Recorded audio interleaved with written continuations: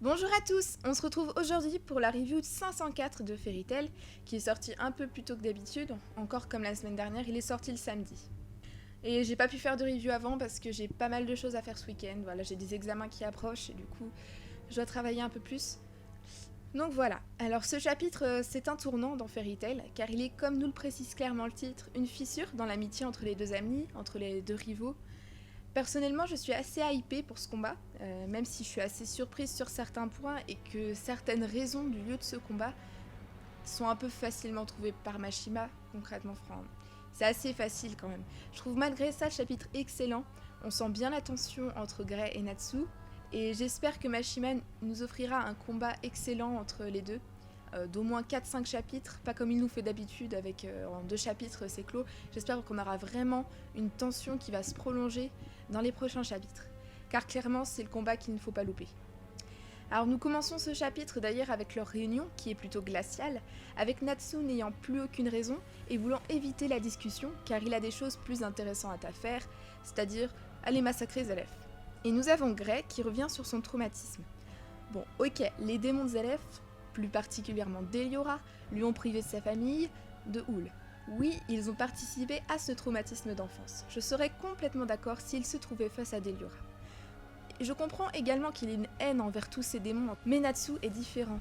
Il le connaît depuis son enfance, c'est son meilleur ami, son rival, celui avec lequel il a partagé de nombreux moments de joie, de tristesse, des combats.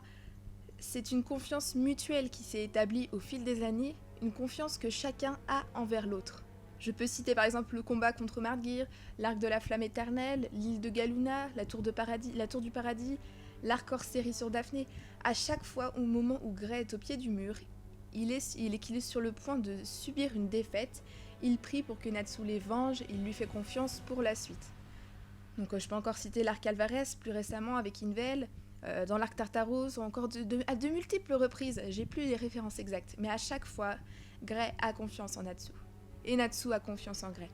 Alors, je ne comprends pas pourquoi, sans aucune raison valable, il voudrait tuer Natsu.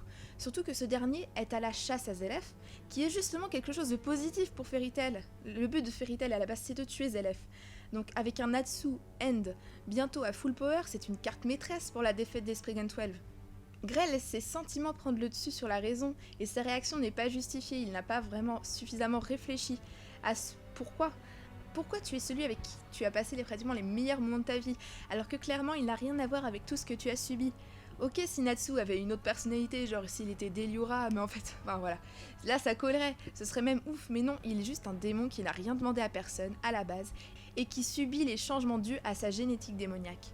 On sent dans ce chapitre que Natsu n'a aucune envie de se battre contre Grey, mais il ne contrôle plus son esprit humain, mais sa nature et son instinct implantés font de lui quelqu'un de complètement déraisonné.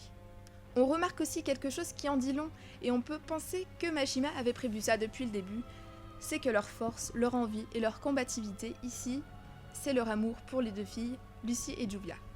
Donc oui, Mashima avait prévu depuis le début de les faire croire mortes aux deux protagonistes, pour les avoir à full power dans leur combat, même si la fausse mort de Lucy était quand même un peu plus crédible que celle de Julia qui s'est quand même transpercé le ventre. D'ailleurs, nous avons le flashback de Natsu trouvant Lucy et la croyant morte, et c'est à ce moment-là qu'il éveille son pouvoir. J'aurais aussi aimé voir le combat, enfin quand je dis combat, je veux plutôt dire one-shot immédiat, de Natsu et Dimaria, parce que Dimaria reste encore très choquée de son face-à-face avec Natsu, donc ça devait vraiment être impressionnant.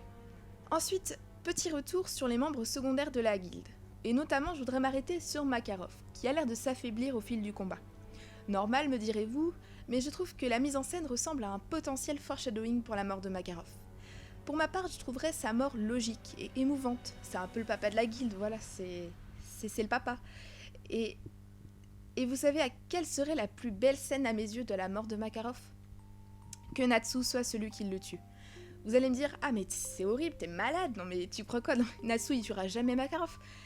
Mais je trouverais ça tellement approprié et tellement émouvant, enfin je pars loin je sais, mais qu'il protège sa guilde de Natsu, qui serait au maximum de ses capacités et qu'il ne se contrôle plus, avec un petit speech de Makarov, vous voyez le genre, sur les liens qu'ils entretiennent tous, sur la force de la famille. Également que Makarov, imaginez qu'il dit à Natsu j'ai confiance en toi, qu'il est fier de lui malgré tout, et qu'il ne doit pas s'en vouloir. Pour moi ça serait la plus belle mort de Makarov, c'est ce que Mashima pourrait nous offrir de mieux. Vous pouvez ne pas être d'accord avec moi, ne pas vouloir que Makarov meure, et encore moins de la main de Natsu, mais je trouve que ça ajouterait de la maturité, de l'émotion, et c'est un sacrifice poignant. Imaginez le traumatisme de Natsu après ça, c'est encore une difficulté de plus à surmonter.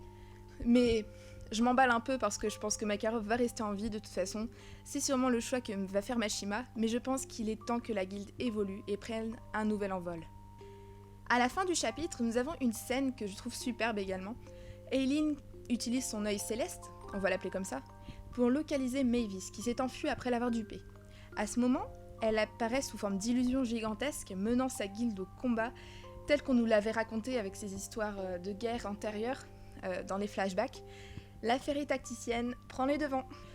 Je sens qu'on se rapproche dangereusement de la fin de l'arc, tout s'accélère en ce moment, il ne reste plus beaucoup de Spriggans. Donc il reste Eileen, Auguste, Rakade, qu'on n'a pas vu à l'action encore vraiment. En plus, ce sont les 3 gros morceaux, ce sont les 3 Spriggans les plus importants, donc j'ai hâte de voir ce que nous prépare Mashima pour ces 3-là. Et ce qui est drôle aussi, c'est que ça fait quand même une bonne vingtaine, une bonne trentaine de chapitres qu'on connaît Eileen, mais on n'a toujours aucune idée de son lien avec Erza. Donc c'est bien parce que Mashima nous fait mijoter encore, il nous balance pas ça tout de suite, je trouve ça bien qu'il nous garde la surprise le plus longtemps possible. Donc voilà pour le chapitre. Petite information en plus, je ferai un live vendredi soir, ce qui sera mon premier d'ailleurs, donc ça sera un test pour voir, sur la chaîne de Raito Anime Manga Jeu, avec lui-même, ainsi que Nora Anime. Vous pouvez venir nombreux, n'hésitez pas à venir, c'est vendredi à 17h. Donc voilà, si vous voulez venir partager un live avec nous, ça sera sur la chaîne de Raito Anime Manga Jeu. Sur ce, on se retrouve la semaine prochaine pour un nouveau chapitre de Fairy Tail. Salut!